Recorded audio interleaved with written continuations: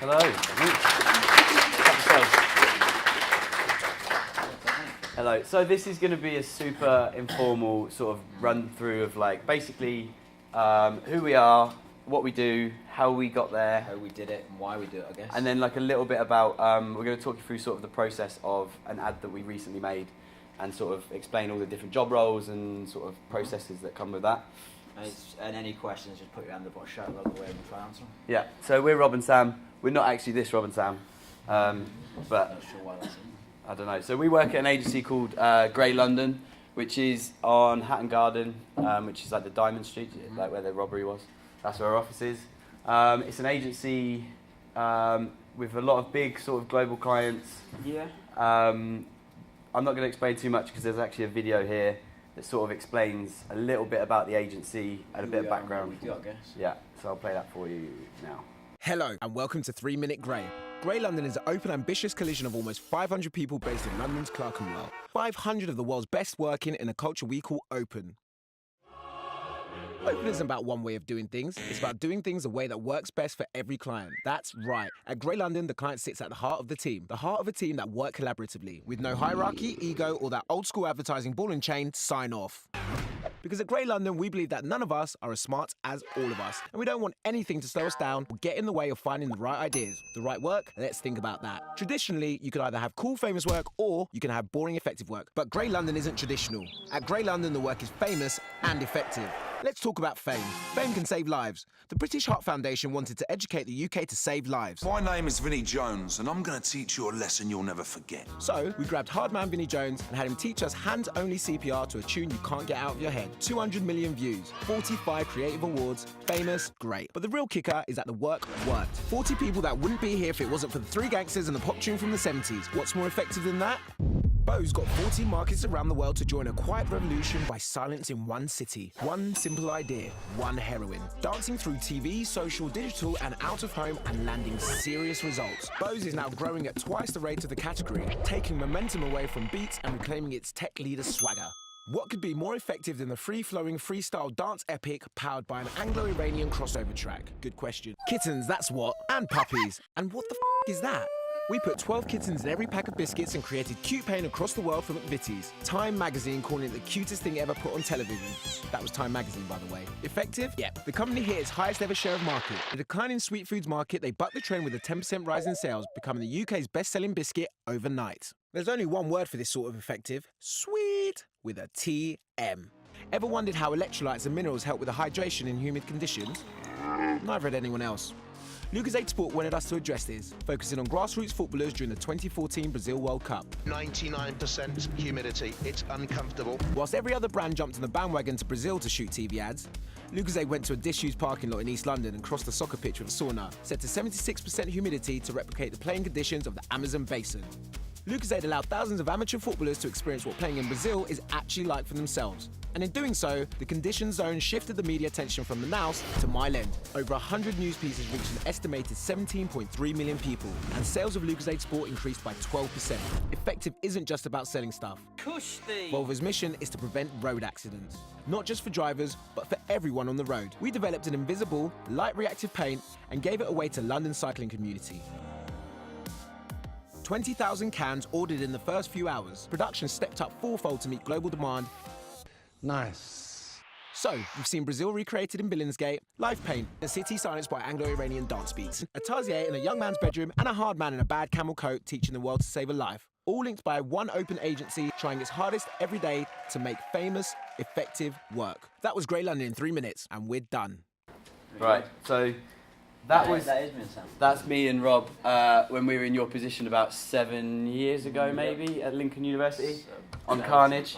So that sort of video was a bit, I mean, it's a little bit client-facing, so that's the video that Grey London showed to clients to get them excited about working with us, basically. So it's a little rundown of like some of the recent bits of work that we've made or the more famous stuff. We didn't actually work on any of those, by the way, so don't ask us questions about those. We did play at the condition zone though, and it was horrible. So, yeah, like I said, about 6 or 7 years ago, we were in your position on an advertising course in Lincoln Uni, and we sort of decided to have a crack at advertising. So we said, let's make some ads. like Don Draper. And then we realised that there's a lot of choices that are sort of open to you. Yeah. Especially now as well, I guess the further along we progress in our careers, the more digital, the more social, the more VR technology is going to take a role in advertising. And back when we started, it was either you do a poster or you do a TV ad. And now there's so many choices. If you don't want to make a TV ad, if you don't want to do something, you just want to be digital creative, there's all that open to you as well. So we made the choice to become correct. So our job title is technically creative, but within that there's also different sort of areas. So the way it kind of works is, and I guess most of you guys won't know this because you're not doing sort of advertising specifically, is in the creative department you basically work in a team. That's why there's two of us here. So the team is made up of copy and art. Yep. So you have a writer, which is Rob, and art director, which is more sort of like visual design focused stuff. I think before we go into talking about individual aspects of the team, I think we should talk about what working on a team brings and how it can help you. Because I think a lot of the things is creatives and people who are very like creatively licensed, we're quite humble people, and we don't like putting ourselves in a line because it's your ideas and it's whatever you've thought of in your head is what you're presenting to people, or it's what you're trying to make. And I think working together is a lot better as a sounding board rather than working by yourself. So I think putting people in teams is useful because it actually helps get the best out of both people, and also it works as a great sounding board. Yeah, that sort of collaboration process, I think, is like where the best ideas happen, is when two people sort of like throw things at each other and see what bounces back. Because staring at a blank page on your own is rubbish. So yeah, we can sort of talk you through a little bit in terms of what our specific roles are. So as an art director, my main focus is, well, the main focus as a team is always ideas, but you kind of take different responsibilities. So my focus is always on how things look, how things are designed. When it comes down to shooting TV ads, it's about the cinematography, the director, the edit process, all of that sort of stuff. And then there's a lot of stuff about crafting the letters and the words and specific fonts and going in specific places as well, I guess. Yeah, and then copywriting is... Copywriting, I think, yeah, I mean, we love words, I'm obsessed with words. I love crafting it, whether it be this or that or he or her or whatever. I'm obsessed with every detail of every word. And I think our main job is writing scripts. Essentially, like what you see on TV, that 30-second spot will be a page-long script, and I will have written that, and I will write what that man says and where that man walks and why that man's wearing blue and what that man replies to this woman and so on and so forth. And I will craft and obsess over that for weeks and weeks until it's the funniest or most emotional or most engaging piece of thing that I think I've got to. Yeah. So once you've kind of like chosen your route, so obviously our course was slightly different. On our course you worked with loads of people and it's like speed dating, so you move around a lot to try and find someone to work with. So you're an art director or you're a copywriter, and then you find someone that you want to work with, and then you're like, boom, a creative team. And then you're ready to sort of start building your portfolio and sort of like creating work together. So I guess the process is a bit of a lottery, I guess.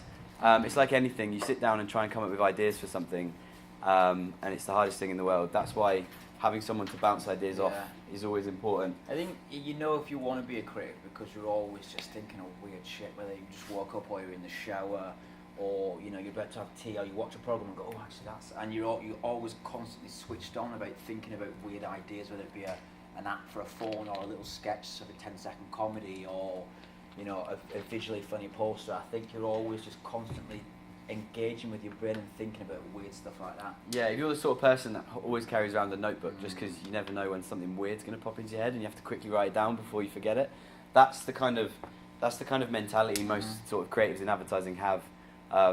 You're just one of these people who you absorb everything, you take in a lot of stuff, and then there's this constant like need to come up with new stuff and write things down and talk to people about it and tell someone and all that sort of stuff. So we'll get a brief and we'll sit down to think, come up with some ideas, try and make a portfolio to get us a job, I guess. So I think it's important that this bit of time to think is so informal. It's just either me and Sam sat in a pub or lying on a couch or in an office and watching some sort of Netflix thing while discussing how best we think we can answer that brief. It's not like you're sat in a suit with a people around a table typing away. Yeah, there's no formula. Really informal. It's just kind of like having a chat down the pub. Yeah. And then you have these ideas, and then it's really important to get it down, even if you think it's shit. Just write it all down, because that's the only way you kind of get space in your head, I guess. So you get it down, and then you realise that it was wrong most of the time. About sort of 90% of our job is basically rejection. But I guess any creative process, the only way you get to good stuff is through getting it wrong over and over again. So we'll write a load of stuff down, realise it's all wrong, and then we'll kind of try and work out why it was wrong. So we sit there and why is that not right? Why is that not working? Yeah, in this process as well, I think, so me and Sam are a creative team, and there's people above us who are called creative directors, and then executive creative directors, who we will come and kind of present our work to, like, oh, do you like this? And we'll read out our scripts, and they will go, ooh, that's fucking terrible. Oh, yeah, that's really funny. And then that's where they'll help us build and progress the route or the idea that we have into something that you then see on TV. Yeah, and I think it's like anything, right? You kind of, to learn how to ride a bike, you have to fall off 20 times. Yeah. So like it's the same thing with creative process. You just have to kind of keep ploughing through, keep having ideas, keep getting it wrong, and then eventually someone sits you down and says that you've got it right once. I think failure becomes your best friend, and it sounds like a weird thing to say, and it sounds really demotivating. But just get used to being told that you're wrong and then it's not good enough, because the less precious you are with it, the more you can just get to better stuff and go further and faster, rather than being upset that someone doesn't think that your sketch is funny. Yeah, I think whatever sort of line of work you go into, whether it is advertising or media or creative process, whatever it is, having a thick skin is like the best tool you can have. As long as you're thick-skinned and you don't mind being told no a million times, then that one time when you get something good, it's worth it. Yep. So someone says that's a fantastic idea to you, and you're buzzing, and then you go and get drunk and have celebrations, because you work in advertising, everyone's drunk all the time. And then so that's the sort of little nugget of process that we can explain. But we think it's quite useful to kind of take you through all of the different job roles within an advertising agency, to give you a bit of context of what other people do as well, because I mean ours is just one part of that whole machine. So this is a brief explanation of how an advert is made and all the people that are involved and what their jobs are. So it starts with planning and strategy. These are the people who will devise the brief. So let's say Lucasade. We have Lucasade as a client, and their idea is to shift a lot of fucking bottles.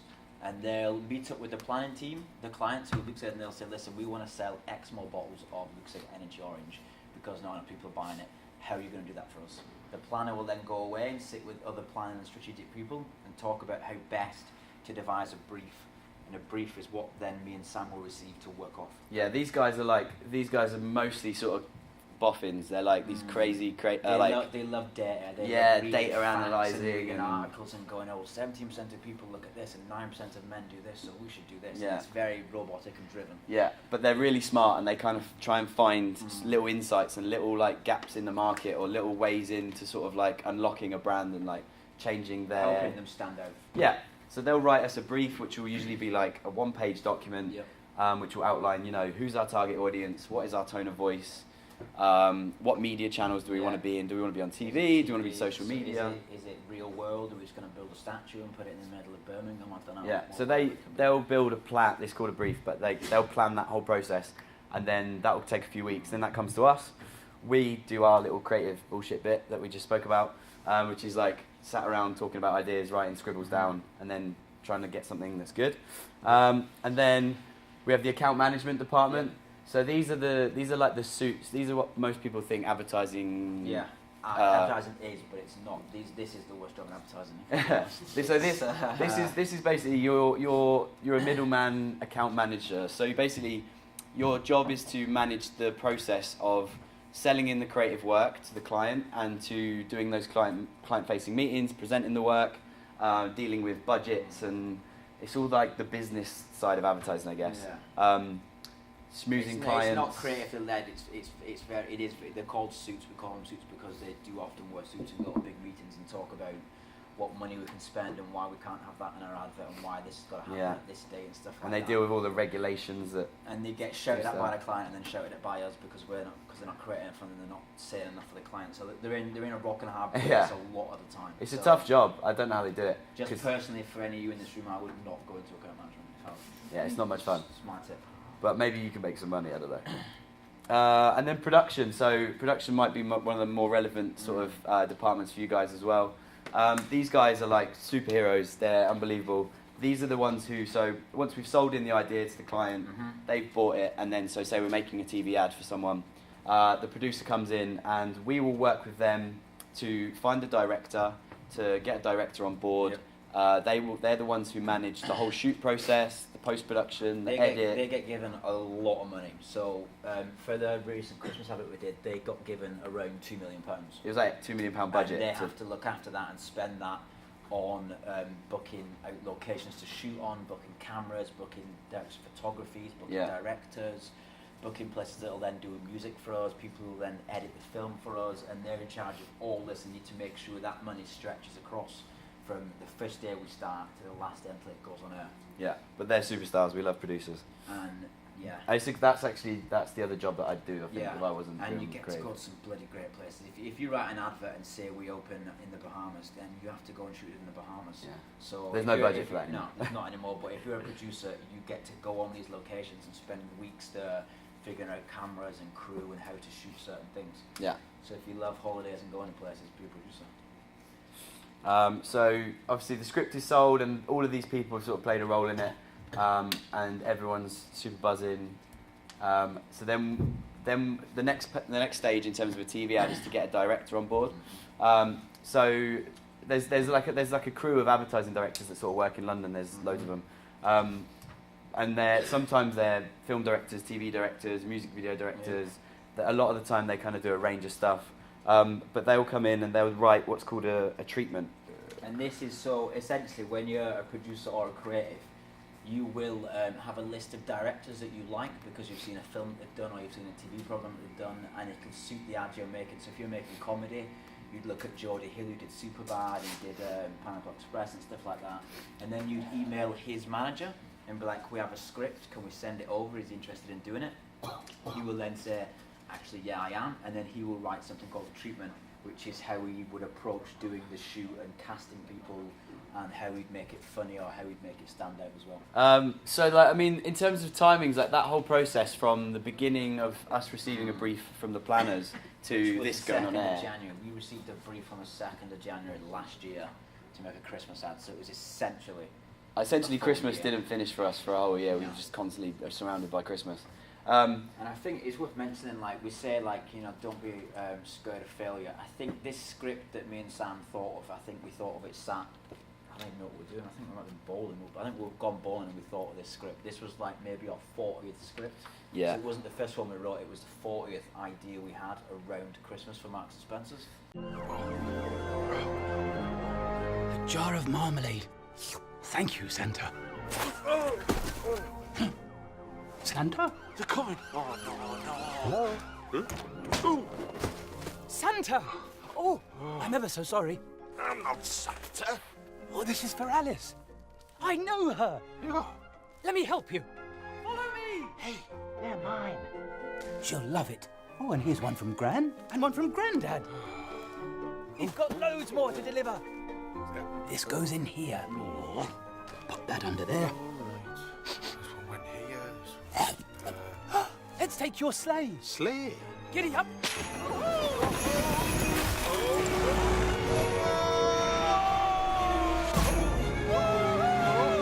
Merry Christmas!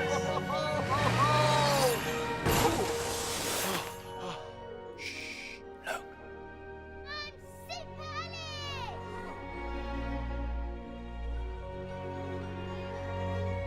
Oh, I almost forgot. Merry Christmas, Mr. Claus. Thank you. Little bear. Breaking news just in. Santa was caught on video in London late last night. Not with an elf, but with a bear. Oh, you're going to need more marmalade. This Christmas, let's spend it well.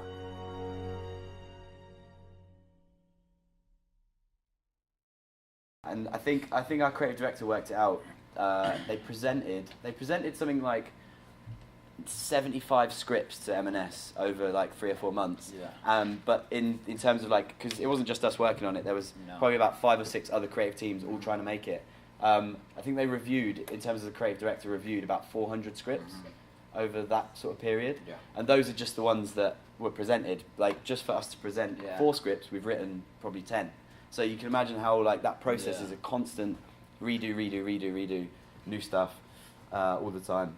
But we thought it'd be useful for you guys to sort of like open the room to some really questions. Important, and we're not sure how much you know or how less you know or where you want to go into. So I think it's really important you just ask us any fucking question that comes in your head, whether it be stupid like what's living in London like, or you know, how do you have money, or whatever you want to know. Like, it's important to ask because we'll try and help you. Yeah, I mean, speaking to the guys, I know like some of you are interested in PR and social media, and like so even with the Christmas stuff, we did an Instagram story campaign. We did Facebook we did online book videos. Readings. Pixelot read the little book. We wrote a book as well about Paddington, which was for charity, and Pixelot read them out in Marks and Spencer's around London.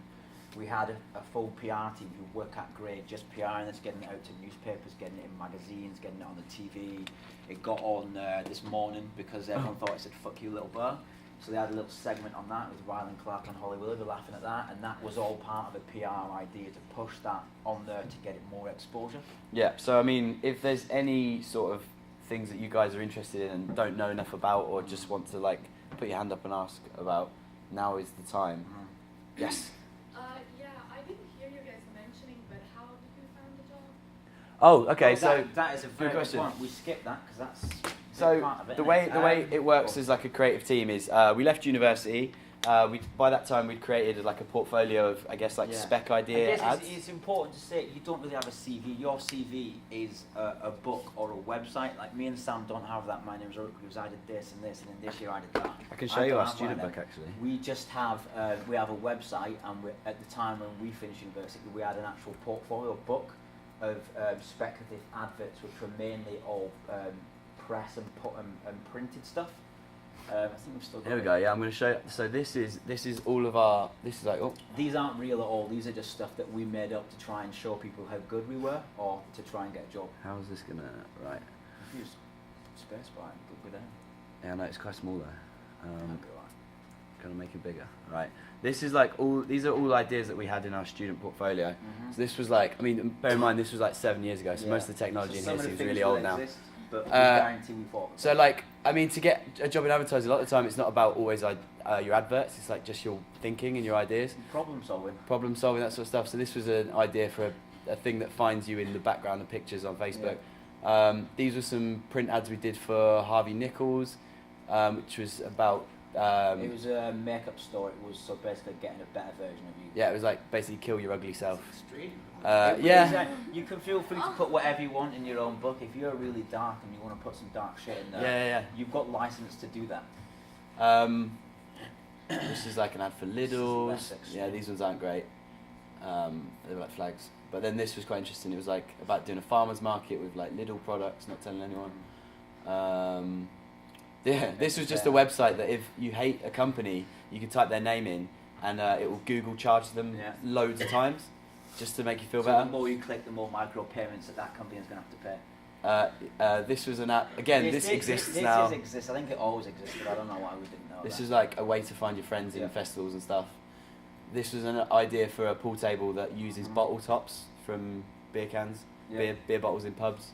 Well, no, so it was the beer bottle had a special top that you could use in jukeboxes and pool tables. So you pick that beer. This was an idea for an app for Nike that was for disabled athletes. So instead of Nike Plus, it was Nike Equals, where you could kind of like enter your different disability and it could find the workout to help you train, give you music and that sort of stuff with some ads to go with it, some like visual stuff. So you get the idea, like sort of design visual stuff.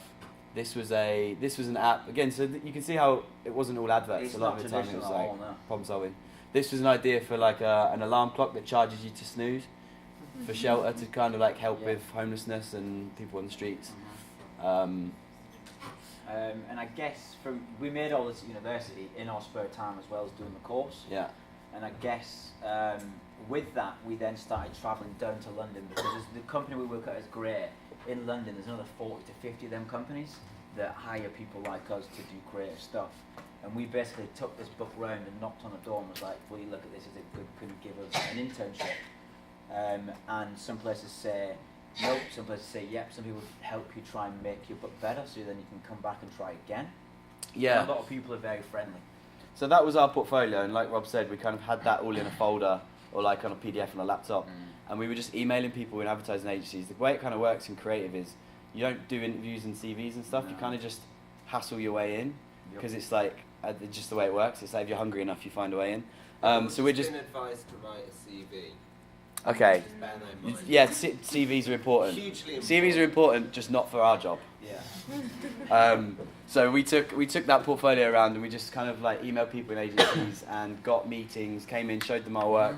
If they liked us, they offered us internships. It was paid internships, which is good. You do get paid, if you want to know, you roughly get paid about $1.5 grand a month. No, it was less than that. It was about it was like minimum wage. It was like 18 grand, yeah, when we started. I got paid $1.5 grand. Maybe. No, yeah, maybe it was about $1 grand a month. So it was like it was like minimum wage internships, but it's enough to live on if you're not an idiot. Definitely wouldn't have done that. So and you do them around a lot of places. So before we actually, our first proper job was at Greaves. We've been there 5 years. Before that, for about 18 months, me and Sam dotted around London at different places. Yeah, we did internships in 7 different agencies. 7 different agencies, and some of them love you and go, I'd love to hire you. We don't have any money, so you need to fuck off. Some of them don't like you, so you just have to fuck off. Some of them love you, and then you get to stay.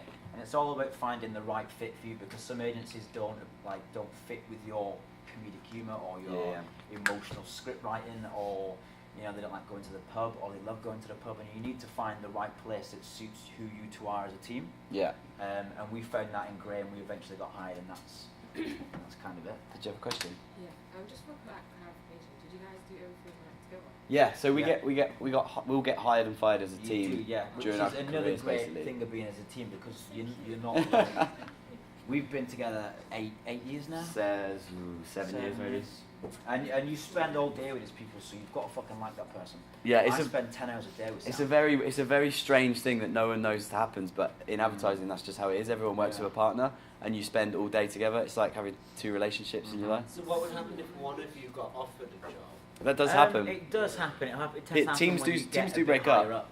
Teams do break up. Like a lot of people we went to uni with, some of them got jobs as a team and then split up and didn't want to work together anymore. Had a big falling out, and then like one of them left, and then they get new partners. There's like a website that's called Single Creatives, which is like for speed dating to find a partner to work with, which like is really finding a wife or a girl or a boy that you want to be with. You sometimes have to sleep with them first and be like, yeah, I'm not going to do that. I'm going to find someone else. And then when you find the person and it clicks and you're all getting on and there's no arguments and it's really easy, that's when you go, shall we be a partner? Yeah, it's strange. Like different teams work differently. Some teams don't really like each other, but they work really well. So they don't mind having to spend time with someone. They argue. Some people argue each and other. but other people. It's whatever works for you, and you should always find the person who complements you. Like, I'm shite at drawing, Sam's fucking great at drawing. You know what I mean? It's stuff like that. Find how you're best gonna work as a team. Yeah. Sorry. Yeah. That's good. So are you guys more likely, or like in general, are you more likely to be hired like as a collective rather than individual? Yes. I think in the specific job we do, I think 90% of hirings happen as a team. There are people who, for one reason or another, choose to work on their own. I wouldn't want to do it. I think it's a lot harder on your own, because you're expected to do the same amount of work, but there's only one of you. But we know people who've done that for a while. Sometimes a lot of freelancers can be single creatives and they just move around. A lot of the time, if you're on your own though, you'll be like a specific copywriter. So they'll bring you in to just work on like copywriting work. So you might not do like a print shoot or something that's more design and visual. It just depends on the people, I guess. It's probably worth touching on freelancing as well. If you don't want to work at a company for a long period of time, or you just don't want to sit still, freelancing is massive in our industry. There's thousands of freelance creatives who just dot about. Sometimes they stay somewhere for a week, sometimes a month, sometimes a year, and it gives them the freedom of going to anywhere they want to go, and they just charge by the hour. Or by they earn crazy money, but it's like unpredictable work, so you don't know you're going to be in or out of work. It's very much it's a done thing in our industry that you can have a full career just not actually working in one place and just freelancing for 20 years. I think the interesting thing with advertising at the minute as well is because with like digital technology and social media and all this kind of stuff, advertising agencies are looking for different types of people to come in and work. So there's a big freelance push on all sorts, from like if you're an animator or you're a visual effects guy or you're a photographer or you're a, I don't know, like there's all these different like visual, creative Just sort of. if you're a creative being, not the job title creative, you just love fucking making shit. You've Yeah. got your own YouTube channel, you've got a weird Instagram account. We want that more than ever now because it makes the content we produce better and more entertaining. Yeah, and it just makes the advertising agency you're in more interesting as well, having more different kinds of people. So I'd say that like that's the good thing about advertising is it's such a versatile industry that people come into it from all different kinds of angles. So And it's mad. It's like part of our job is actively going to the cinema and watching a film, and we're getting paid to do that because you're learning, you're watching something, you're watching something that someone's made and how they've written it and how they've shot it and how they've crafted it and how the actors act in it. And you go to art galleries, you get paid to you go and enjoy life, and that broadens your horizons because there's so much creativity there. yeah, I guess the more interesting you are as a person, the more interesting your ideas are. So you're kind of encouraged to kind of not sit at your desk all day and stare at the walls. Like if you want to go out and walk around and go and do other stuff, you can. It's quite flexible. It's not like you don't have to like clock in and clock out. You don't have to wear. Shit on the wall, You don't have to wear a shirt and tie. Like it's a very like creative studio type atmosphere. So you can kind of just come in and out as you please. As long as you've got your work done on time, you're cool. Question at the back. So how do you guys feel like it's going to first start in the company like where you are now? How do you what, sorry? How do you feel like you've grown? How do we feel we've grown? A lot. Like when we started, I think I was 22 when we got hired at Grey, and that was like four and a half years ago. I think when we first started, we were like deers in headlights. We kind of packed a suitcase each, came down to London and slept on a floor for a month. Yeah, we did. Which wasn't fun, but you know you got not like an outdoor floor, like someone's house. Yeah, someone's house. We had not just like a but we had a dog that pissed everywhere. And it was horrible. Ridiculous. But we did that because we were so passionate about it.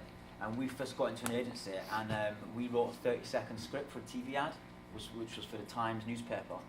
And I think we ended up writing like a 3-page script. And we gave it to our boss and he went, it's 30 seconds He's long. like, what the fuck is this? And he cut it down to about 30 words and went, that's the script. So I think 90% of what we do, we learn on the job. Yeah.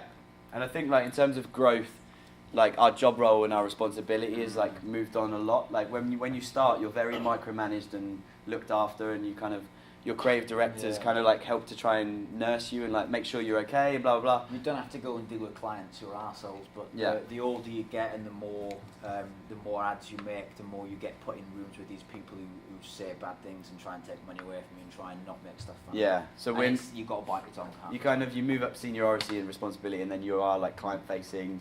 You're not. They'll trust you to go and do something on your own rather than send like a creative director with you, I guess. So that's like a natural progression. And then I guess where it goes after that is like our aim would be then to become senior creatives, creative directors, blah blah blah, and then you can end up running your own agency. Yeah. So that's the kind of path, I guess. And a lot of people see this making adverts or creating posters as a segue into film and TV. They then go on to write films or TV programs, or Ridley Scott actually started as a director for TV adverts. I think he was an ad creative, then a director, and then he obviously now he's Ridley Scott. And he puts half of his like work ethic down to he used to shoot 20 ads a year, and that's why he gets out so many big films every year, because he's used to the pressure and the constant making stuff rather than just making a film over 6 years. Yeah. Did you have another question? Yeah. Do you think that you could have done this or be where you're at without university? Yes. More and more these days, you definitely can. No, so I don't disagree. Everyone's journey is different. What university did that was amazing for us was it showed us an industry that we were then interested in, and it taught us the basics. Like to get into being a creative in advertising, you do need to know there is a bit of a basic knowledge around like technique and all that sort of stuff. But if you're someone who has good ideas and just thinks differently, like you can do it without a course, without any of that sort of stuff. Like no one's ever asked us what course we did, what uni we got, what grade we got. None of that stuff. It's literally you and your portfolio. It's just how good's that idea? That's really fucking funny. I like you too. Yeah. And that could be, you could be 18 years old and just have made a little YouTube clip and they like that, or you can make an animation and they like that. Yeah. It's all about showing your potential in terms of like a creative person. Just showing all the stuff that's inside your brain the best way you want to show it. If that's a script, if that's an animation, if that's a poster, if it's a book, if it's a set of photographs, whatever it is, that's what they'll judge you on, not where you've come and what you've been doing. But what I would say, I guess, is there's a couple of really good courses that are like 1 year courses, or like they're about 6 months, I think they take. which are like intensive. Basically, come in, learn the basics, find a partner, come out with a portfolio courses. There's one in Watford. There's one in Brixton. That's called School of Communication Arts, but don't go there because it's full of idiots. But Watford's good. Is really good. I'd say that's the best one. And then there's uni courses, but the uni courses are all 3 years long, which ours was. And you get scholarships to that if you've got a book or if you've got ideas, and the man who runs it, who's called Tony, likes it. You don't pay for that. He'll just put you on his course because he sees potential in you. Yeah, the strange thing is that Watford course, and Tony, who's the guy who runs it, is responsible for about 70% of the people that work in advertising, probably. Like, he literally, that churns out creatives every single year that come in and get jobs. So, and it's a good place to find your partner. Obviously, we found each other at university in a sticky SU dance floor, which is a true story and it's horrible. But other people find their partners at Watford, so you don't be afraid of going there as a single. You don't have to have your partner to go there. Yeah. You can go there and he will pair you up with the person he feels is best for you, and then you'll come out of that course in a team.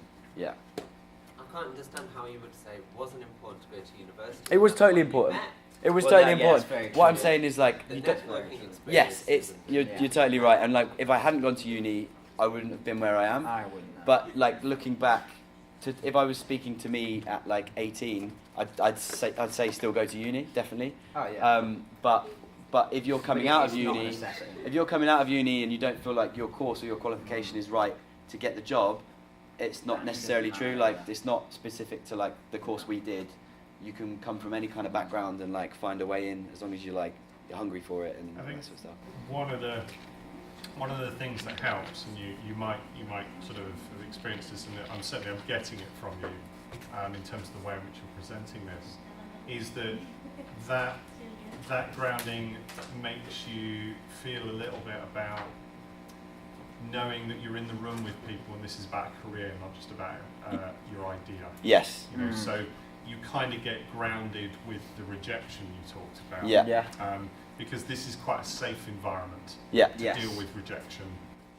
And then obviously the world of work is not a safe environment, but you've already got a level of experience. You've already got a bit of thick skin, and it's good for presenting as well, because the first time me and Sam got in a room with a creative director who's one of our idols, he's done so many great adverts, done so many great things, we were scared. We were, like, it is scary presenting stuff. And the more you do that at university and like develop just talking to your class and showing them an idea and someone laughs at it, you want to fucking punch them, but you can't. Like, that's how you feel when you're in a room with a creative director or a really important fucking person. Yeah. And the more you do that, the more it comes naturally. Something that you have to sell your work. You can't just read it out in a bland boring voice. If a man dances in your script, you're gonna have to fucking dance because you have to show him what it's like. You know? We've had that before where we've written a song for an ad, and then like you get to the script, you're like, oh, I'm gonna have to sit there, and in front of a room of people. But like something that our uni course did that actually helped, and I don't know if you guys do this kind of things, but like we used to have to present to our classmates, and then our classmates would crit our work. So obviously it's completely different, but say we do 1 day briefs. So we'd get a brief in the morning, we'd work with someone, and then at 5 o'clock we'd have to put all our work up on the walls, and we'd walk around, and you'd have to stand in front of the whole class and go, this is our idea, this is why we think it's right, blah blah blah, and then they'd open it up to the room and everyone could say if they hate it, they love it, that's wrong, that's right. I did that. Yeah, I did that. And it teaches you that thick skin.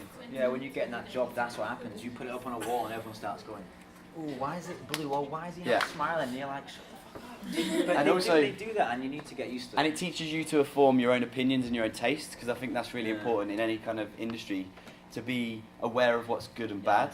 Like whatever kind of media, and PR, also, production. If your mate says it's wrong, or a lad in the class says it's wrong, he might think it's wrong. That doesn't mean it's wrong. You've got to back yourself sometimes. If you really like what you've done, and they're not seeing it, that's their idea of it. Your idea, you think it's amazing. You keep that in your book, or you keep that as a piece of work that you like. Yeah. Any other questions? Yes. What did you guys study? So our course was called Creative Advertising. We did specifically, it's quite niche. We did study just 3 years about how to create and make advertising. Like our course was geared towards the job we do, but the thing is, we went into uni. I didn't know what it was. I didn't actually enrolled on the wrong class. I enrolled on true story. The business side of creative advertising. So I would have been an account person. So I would have learned all about facts and figures and stuff. And then I found out this course existed by meeting a girl on a night out who did this course, she told me about it. And then you swapped. And then I swapped and came on it, and I had no idea what it was, and it was really weird. But then the more I got into it, the more I was like, this is fucking cool. That was the thing. Like, I didn't think I wanted to do advertising until about second year of the course. I just kind of picked it because I wanted to do something creative at uni, and it was like a chance to do a bit of writing and art and design and photography. It was like a mix of stuff, and so picked it. And then about halfway through the course, I was like, actually, this job seems quite cool. I might actually have a crack at this, and then sort of start actually working hard rather than going out all the time. And then me and Rob sort of worked together in the third year, built a portfolio, moved to London, did that whole process. Yeah, go on. Where are you originally from? I'm from Northampton. Oh, He's from Wigan. So this actually plays into one of the questions I have, but how important is London in terms of It's a good question. We've got a Midlands-based group of students here. Yes. Yeah. So, honestly, the honest answer is if you want to work at the best places to do the biggest adverts, it's London. Yeah. It has to, because that's where all the money is. But Manchester's got loads of creative places. Birmingham, Leeds, in every big city or town there'll be creative shops, but they'll be more geared towards social media or other things like that. If you've got a passion to make TV ads that your mum and dad are going to see, or stuff that's going to go out in the whole world are going to look at it, the big places are New York, London, and San Fran. Yeah, I mean, like in terms of the UK, London is a massive hub, and like you're actually not that far away from it. So, like our train here was only like an hour and a half. Yeah, you can get it once for an hour. And it was £6 each way. Get down to London, go and just hassle some people, knock on some doors. If you want to get into creative industries, the great thing about moving to London is, as soon as we moved there, you realise that there's all these fucking amazing creative people working in different things. Like, we've met people who run music labels, we've met people who are photographers, we've met people who are film directors, blah blah blah. And you're surrounded by all these people that are doing cool stuff. And I think, you could stay in the Midlands, or you could go up to Manchester, or you could whatever, and you can find a job at a PR agency or a social media company or a small advertising place. But if you want to play for Man United, you've got to go to Manchester. Do you know what I mean? Honestly, 90% of the big businesses are in London. It's not saying that you still can't have a good career, but you won't be making stuff like the famous and stuff like that. Yeah. When you're building a portfolio, were they assigned stuff, or did you randomly go, I'll make an advert for this random? That's a good question. It was mostly just spec. Most of the stuff was that we thought of, yeah. Like, we basically treated it like a job before we had a job. So we would meet at like 9:30 and just sit in someone's house and just try and write ads. Basically, it was literally going through the fridge milk. Can we make ads for milk? I don't know. It was just stuff you see on Snickers. TV, and that is really shit. How bad is that? And you go, well, let's do it better, and then you create a better campaign for it. Some of the stuff was university-wise, but I think that whole book we showed you then was all stuff that ideas we that we decided. Yeah. It would literally be like Rob would be walking home from somewhere and he texts me, he goes, dude, I've just had this idea. What if we make an app that does this freaky thing and this blah blah? And I'm like, maybe let's talk about it tomorrow. It's that kind of thing. It was just coming up with stuff all the time, basically. For a lot of people who don't make, we've been lucky. We've made a lot of TV work and a lot of press work in the 5 years been at Great. The people who don't make necessarily so much work, they will still use their spec ideas to try and get jobs elsewhere, because they still think that's a better idea than the TV ad they shot. Yeah. Because not every TV ad's great, a lot of shit. The interesting thing as well is even the people who have got jobs in advertising and are making TV ads are constantly coming up with other stuff, like the shiny paint that was in the video. That was some friends of ours, these Danish guys. They just came up with this idea about, they saw an article about a paint in Sweden that they were putting on reindeer's horns to stop them getting run over. Yeah. And then they were like, wait, what if we did that for cyclists and we made it and did it in London and helped people not get run over and all that sort of stuff.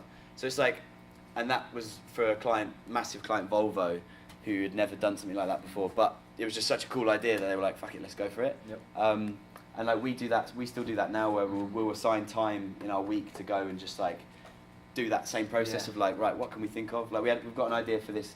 We're trying to make a teddy bear with a voice translator in it to give to refugee children, so as they move around Europe, they can always understand people.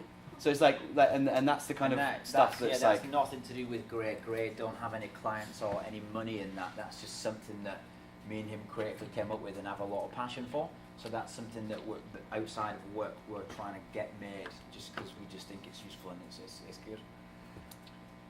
Was Tom Scar around it? Tom Scar? He was He about was. 2 years older than us, I think he wasn't was a year or so older. Because it was quite interesting in that his stuff relating to advertising your university was the counter to the In-Betweeners. Yes, yeah. His stuff was really funny. I remember he kind Has anybody seen the Tom Scar adverts for the University of Lincoln? They're bonkers. Yeah, so he actually wasn't on the advertising course, which is interesting.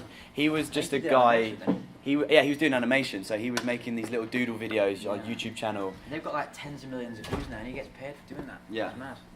I think he was earning something crazy, like 20 grand a month from his YouTube channel at one point, and he was still at uni. But then he made some fake adverts for the university. Well, we don't know whether it was for the university or not. I was hoping. I know it wasn't official. He wasn't commissioned to do it. I think he just did it for a laugh. Because it was advertised as being banned. For all of them were advertised as being banned. What do you guys plan to do later on in life? Later in life, I don't know. Probably later. What are you doing tonight? I don't know, to be honest. Like we're. It's so open, isn't it?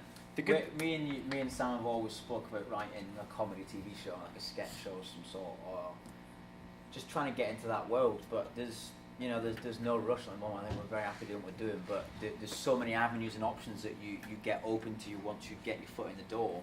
That if Sam wants to go off and be a music producer, he can probably go and do that. If I want to go and write some weird comedy thing, I can do that. Or we can do stuff together. There's so many avenues that I couldn't pick one out and say I want to do that. I just know that there's a lot of places I can go. It's the second one. This is it. 2.5 million views. This guy was just like a student at uni.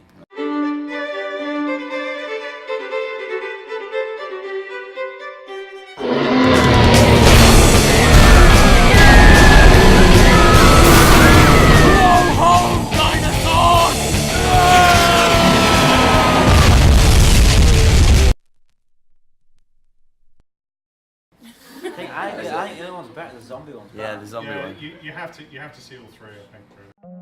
Have you ever been to a lecture? Yeah. Was that lecture on fire? What?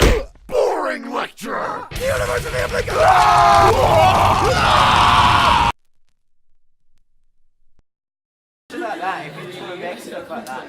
This one's really good. Where do you study? Lincoln. Lincoln. The University of They're Here.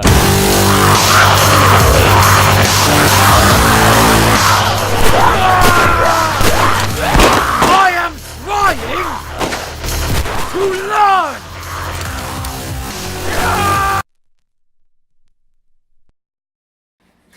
There you go, that's Tom Scar. The idea of the green screen TV studio training is so that if you guys want to start developing stuff like this in your own time for your own portfolios, maybe not involving zombies, you're more than welcome. But yeah, if you've got a weird sense of humour and you want to write some sketches and film them and put them on YouTube, or I don't know, like that's the great thing about technology where it is now is you can kind of make yourself famous just by being funny, or I don't know, you can kind of like. You could end up earning a living from a YouTube channel. That can get you a job if you do You don't need a job if you're doing that, right? You don't, but if it is a one-off and someone goes, I really like that, come and have a chat, that can land you a job in places that you didn't even think existed. It's mad. Yeah. Leo, did you have questions? I forgot. Does anyone else have any more questions? Yeah. Yeah. Say for example, like Sam wants to say, yeah, I'm not on this anymore, like, and you just don't want to do it. Where would that leave you since you're a team? I mean, it does happen. Like it does happen. I'd find a new partner, or I'd just do it on my own. Probably find a new partner. Yeah, it's not life or death. I'd hit him in the face, but it wouldn't. Yeah, he would. He'd fucking fuck me one, and then no. To be fair, there's a guy at our work who's just decided he walked to the top of a mountain and had an epiphany that he didn't want to do advertising anymore, so he's quit. And now so his partner's left on his own, but he's kind of like, I'm just gonna do it on my own for a bit, see how it goes, and then if I need a partner, I'll go out and find one. So. But like I said, there's like single creative websites and all these things for people in that situation. So do you feel like that puts you in like a worse position? No. Can do. I mean, it's like... It wouldn't now for me and him, but I think early on in your career, yes, it would. Yeah, I think it's important if you're going to do it to find someone who will at least give you 5 to 10 years to establish yourselves rather than leaving you after a year and then you're like, well, I've not got loads of stuff in my book that I can show other people. So I think it's important for someone to match your ambition. Yeah, I mean, it happens, but it's not the end of the world. Does that make sense? It's like people, it happens all the time, so yeah, people get on with it. I have 2 slightly boring questions that Sure. I'll end on if no one else Fire has away. any. The first is what you think the most important skills are to work within the industry that you're talking about. Ooh, I think genuinely, like, the industry is a real personality-based industry, Yeah. and I think if you represent yourself well and carry yourself well, and you're intelligent and interesting and not a dick, and it's literally so that I remember a mantra someone said to me once for like success in advertising: work hard and be nice to people. That is literally it.